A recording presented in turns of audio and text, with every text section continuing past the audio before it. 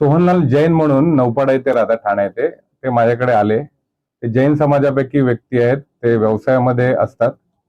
त्यांच्या संदर्भात एक अशी घटना घडली की त्यांच्या मुलाचं लग्न जे आहे ते जैन समाजामध्येच दुसऱ्या एका कास्टच्या मुलीबरोबर ठरलं 2025ला.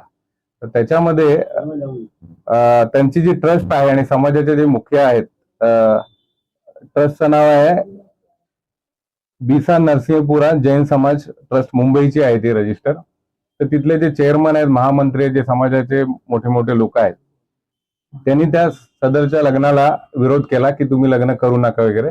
पण दोन्ही फॅमिलीचं पसंती असल्यामुळे त्यांनी लग्न करायचं ठरवलं. त्याच्यानंतर त्यांनी फरमान काढला की यांच्या लग्नाला कोणी जाईल तर त्यांना समाजाच्या बाहेर केलं जाईल, यांना समाजाच्या बाहेर केलं जाईल, असा फरमान काढला. त्याच्यानंतर तरी सुद्धा यांनी लग्न केलं. लग्नानंतर जे लग्नाला अटेंड केलेले, जे जवळचे होते बिचारे, ज्यांना यायचं होतं, नातेवाईक होते वगैरे, त्यांनी माफी मागायला लावली आणि 11,000 रुपये 15,000 रुपये असे दंड वसूल केले त्यांच्याकडनं, कारण यांनी यांच्या समाजाच्या विरोधात जाऊन मुलाचं लग्न केलं. तर हे जे सर्व प्रकरण आहे, याच्या आधी पण हे बऱ्याच या लोक जे आहेत, हे ट्रस्ट आहे, याच्यामधले जे ट्रस्टी आहेत, जे मुख्य आता बसलेले आहेत, या लोकांनी बऱ्याच लोकांबरोबर असं सोशल बायकॉटिंग केलेलं आहे. आणि सोशल बायकॉटिंग ऍक्ट जो आहे, महाराष्ट्र सोशल बायकॉट ऍक्ट 2016, याच्याप्रमाणे हा गुन्हा होतो. त्याला 3 वर्षाची शिक्षा आहे आणि दखलपात्र गुन्हा आहे.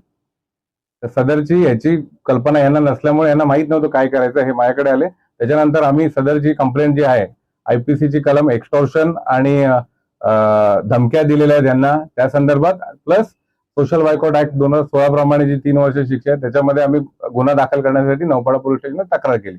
परंतु नौपाडा पोलीस स्टेशनने अजूनपर्यंत या सदर प्रकरणाची FIR केलेली नाही. आणि त्या लोकांनाही बोलवलं नाही, यांनाही बोलवलं नाही जबाब घेण्यासाठी. याच्यावरून त्यांच्यावरही काही प्रेशर दिसते आणि ते अशा एक प्रकारे सोशल बायकॉटिंगला नौपाडा पोलीस स्टेशनचे जे कोण आयोत एक प्रकारे मदत करतात, असा फिर्यादीचा आरोप आहे याच्यामध्ये. आयोग कोण आहेत त्याच्यामध्ये? आयोग जो आहेत, तपास अधिकारी कोण होते? आहेत PS आहेत कोणते, नौपाडा PS आहे, त्यांच्याकडे तपास आहे नौपाडा पोलीस स्टेशन. विचारून होतं. हा, नाव कोण होते? सिनियर तिथे महाजन साहेब म्हणून आहेत, हे गेलेले. आणि आयोग PSI कोणतरी होते ना, त्यांचं नाव नाही लक्षात त्यांचं. सोशल बायकॉटिंग केलेलं आहे, कोणती समाज आहे आणि कोणी बायकॉट केलं? हा जैन समाज आहे. जैन समाज पुढारलेला आहे, व्यावसायिक, आपण सर्व गोष्टी मान्य करतो. पण मुंबईमध्ये असताना अशा प्रकारच्या ज्या गोष्टी घडतात, एखाद्या फॅमिलीने लग्न करायचं ठरवलं त्यांच्या इच्छेप्रमाणे, तर त्याला विरोध करणं एकतर त्यांचं जे अधिकार आहेत कॉन्स्टिट्यूशन संविधानाने दिलेले, त्याच्यावरच मुख्यपणे घाला आहे.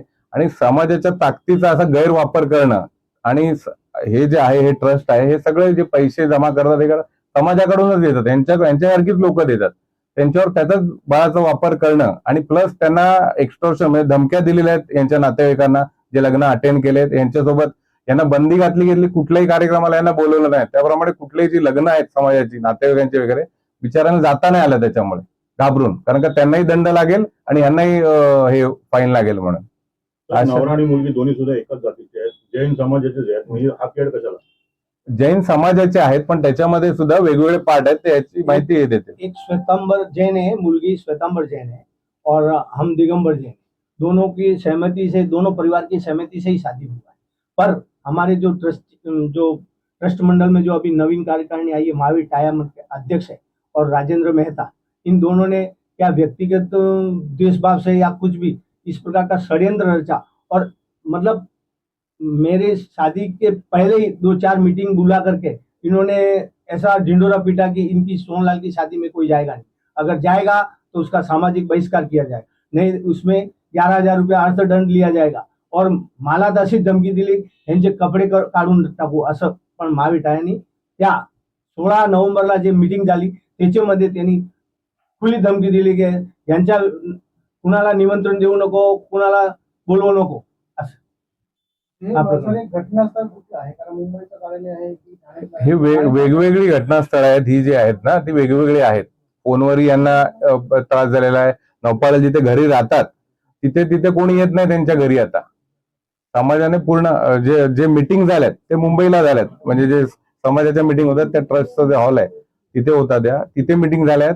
काही आमच्याकडे व्हॉट्सअप, आता मी ओपन करतो कारण आम्हाला ते नव्हतं, कारण का अजून एव्हिडन्स मिळू शकतात म्हणून आमच्याकडे काही व्हॉट्सअप चॅट्स आहेत, काही कॉल रेकॉर्डिंग्स आहेत, ज्याच्यावर त्यांनी स्पष्ट सांगितलेलं आहे की यांना जे आहे ते समाजात घ्यायचं नाही, समाजाच्या कार्यक्रमाला कुठल्याही प्रकारे त्यांना बोलवायचं नाही, असं आहे. पोलीस तक्रार घेतली आहे. हा. तुमचा पुढचं भूमिका काय आहे? आता पोलिसांनी जर नाही घेतलं तर आम्हाला कोर्टाशिवाय पर्याय राहणार नाही. पण माझं एवढंच म्हणणं आहे की प्रत्येक वेळेला कोर्टात जर पोलीस एक्झिक्युशन जे आहे मशिनरी सरकारने ठेवलेलं आहे एक्झिक्युशनसाठी, आपल्याला संविधानाने सिस्टीम बनवलेली एक आहे, तर जर पोलिसांचं काम आहे प्राथमिकरित्या की एखादी तक्रार आली, दखलपात्र गुन्हा होतोय दिसतोय, त्यांना प्रथमदर्शनी पुरावे दिसत आहेत त्यांच्याकडे, तर त्यांनी तो गुन्हा दाखल करायला पाहिजे. आणि अशा वेळेला जिथे समाजाचा विषय आहे, समाजात वेगळा मेसेज जातो याच्यामुळे, त्या अशा गोष्टींमध्ये तर सर्वप्रथम करायला पाहिजे. जसं महिलांविरुद्ध अत्याचारांविरुद्ध प्राथमिक हे करून त्यांनी गुन्हा दाखल करायला पाहिजे, तसंच हा विषय पण सेन्सिटिव्ह आणि खूप मोठा आहे, जेणेकरून समाजात एक मेसेज जाईल की अशा प्रकारचे जे गुन्हे आहेत ते होणं थांबेल, तर त्यांनी गुन्हा दाखल करायला हवा. कदाचित आता आपल्या माध्यमातून ते गुन्हा दाखल करतील, वरिष्ठ अधिकारी सीपी साहेब किंवा डीसीपी साहेब जे असतील ते कदाचित त्यांना इन्स्ट्रक्शन देऊन ते कदाचित गुन्हा दाखल होईल. फिर इसके पहले आपके पहले ऐसा कुछ हुआ है क्या जिनको इस- बहिष्कार किया गया है? बहुत सारे लोगों का बहिष्कार हुआ है, पर लोग डर के मारे इस प्रोविजन तक आए नहीं. मैंने सर के और हमारे अजीत पाटिल साहब हैं, उनकी मदद से मैं यहाँ तक पहुंचा हूँ. और मेरा 21 दिसंबर को बाइकआउट हुआ है. इसके पश्चात 4 मौके मेरे समाज के मेरे रिलेशन में आए, वहां मुझे नहीं बुलाया तो गाँव वालों ने भी कहा कि ये भाई नौरे में, पंचायत की मोहरे में खाने को नहीं बैठेगा, पंचायत के साथ में नहीं बैठेगा, आपको अगर बुलाना है तो घर पे बुलाइए. ऐसा एक अनुशासन समिति का मेंबर है मुकेश पंचोली करके, जो हमारे गांव का है, उसने इस प्रकार का बात बोला. उसमें अध्यक्ष की राय थी, दिनेश पंचोली करके अध्यक्ष है, उसने भी राय दी. और मेन प्रपोजल करने वाले ये महावीर टाया, अध्यक्ष बिशानर समाज मुंबई है, और महामंत्री सर चिटनीस जो राजेंद्र मेहता है वो है. उसमें सहभागी बहुत सारे लोग हैं जो मैंने सर को नाम दिए हैं.